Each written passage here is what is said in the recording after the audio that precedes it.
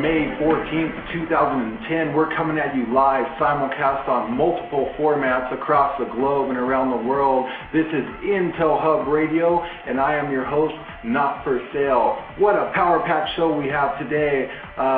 Dr. Jaysen Rand, author of The Return of Planet X, will be joining us for about the first hour and 15 minutes of the show.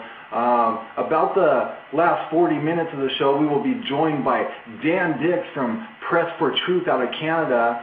He's been reporting on the current G20 situation up in Canada. They've had a couple run-ins with the police, and he is also working on a new documentary film entitled United We Fall. So we're glad to have him on the show the last 40 minutes. And we're also joined today with our trusty co-host, Andrew, better known as Smoke and Joe Trainer, who himself is absolutely fascinated with the subject of Planet X, and I just thought it would be a proper thing to do to have him as a co-host on this show today with such an exclusive guest as Dr. Rand, and we're honored to have him. I'm sure during the latter part of the interview, Andrew's going to have a few questions for Dr. Rand regarding the updates of Planet X. So very, very interesting show for you guys right here on the Intel Hub. And with nothing further to do, I'm going to bring him on. Dr. Jaysen Rand, honorary PhD in the field of Energy Informative Sciences from the Academy of Energy Informative Sciences, conducted with Moscow University in Russia. He's been a researcher of UFO phenomenon and Planet X for a long time. He's a producer, recording artist, songwriter, and publisher, a man of many talents. Dr. Jaysen Rand's website is returnofplanetx.com. Dr. Jaysen Rand, welcome to the show. Hi, good evening, guys. Shepard and Andrew, how you doing? Hey, good. It's great to have you here. We're having problems with Andrew from his studio in D.C. right now, so we're going to try to get him on, but maybe he'll join us here in a few minutes. But it's great to have you on the show, Dr. Rand. Thank you for having me. Man, I really wanted to start out, just, for our listeners and anyone who's not aware of Planet X, can you kind of elaborate on, what is Planet X and what are some of your theories about it, and talk a little bit about your recent best-selling book, The Return of Planet X, if you could. All right, thank you so much. By the way, I hope I can live up to the expectations of that introduction you gave me here. All right, let's talk about Planet X, what it is and what it isn't, first of all. Okay, the acronym Planet X stands to cover a lot of different topics, but most importantly, it's associated with what the media is now becoming fairly preoccupied with, and that is that there's possibly something very wrong with the way the planet's functioning. And in 1983, it was NASA itself who had launched a very famous infrared satellite that detected for the first time this incoming body. They made the announcement in 1983 that there was a strange incoming body, and they called it Planet X. Mm-hmm. What do you think of that? I didn't start that, and all my other fellow authors, we didn't start that, and that's not what got on the internet. They started it. So if anybody needs to be examined, it needs to be NASA's role in all of this. Now, I'm not going toward conspiracy. In this case, I'm not.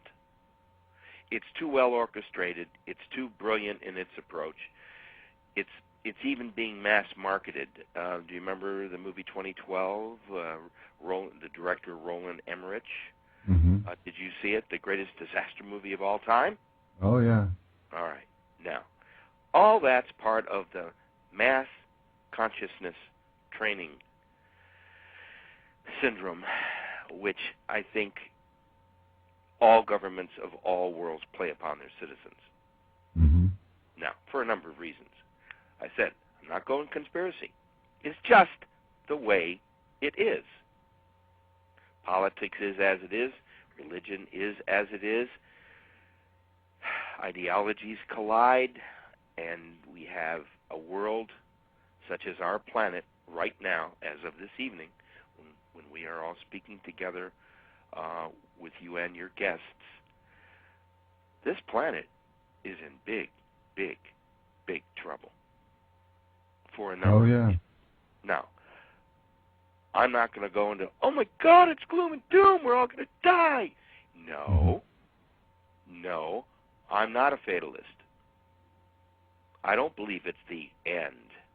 I think what we're about ready to approach is a very, very difficult period, and that period may include some major Earth changes.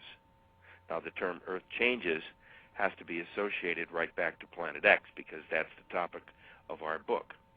By the way, everything that Shepard and hopefully Andrew and I will be talking about tonight is contained in our book, The Return of Planet X. And a little later on, I'll tell you how you can get an autographed signed copy and probably chat with me on the phone. Now, how many times do you get to chat with the author on the phone, huh? That's awesome. And then get a signed book. How's that? Okay. Hey, that's cool, man. All right. Now, let's keep rolling. This Planet X hysteria and mystique is basically part of the program to condition everybody. You much rather listen when things are bad than they're good. When you turn on the news, you mostly hear about the bad things, don't you? It's just that we gravitate toward that for interest. And a lot of this plays how the weather is being treated on the mass media. Now, thank God for the Weather Channel, okay? I spent a lot of time watching the Weather Channel because I've been dodging tornadoes this spring. This will be the third weekend that I'm on a tornado watch near where I live, just outside Memphis. Oh, wow. So I am affected by the very thing I'm talking to you about, you see. It's not like I'm isolated from this and saying, what does he know about any of this stuff? My message is real simple.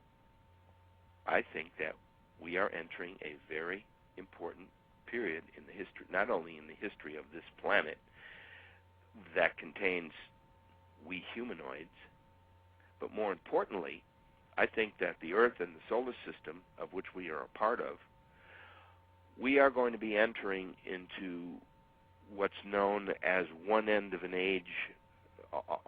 You often hear about in classic literature. We're going to be leaving one age astrologically, and we are going to be entering into another astrological time period, cosmic time period. Okay, let's talk about time real quick. Time as we know it only exists in the reality form that we understand on this planet. The moment you go up into space, except for the nearness of, let's say, the space station, time basically ceases. Nothing out there changes as much as time changes things on Earth. So when we talk of a cosmic time or a cosmic age, these are the type of phrases and the kind of conceptual ideas that come with classic thinking and ancient histories and archaeology and things that go bump in the night. Mm-hmm. Absolutely. We are about to enter a new age for this planet and our solar system, and mostly our sun is under great stress right now. I believe that this Planet X is in fact not a planet, but a brown dwarf type star body. It's a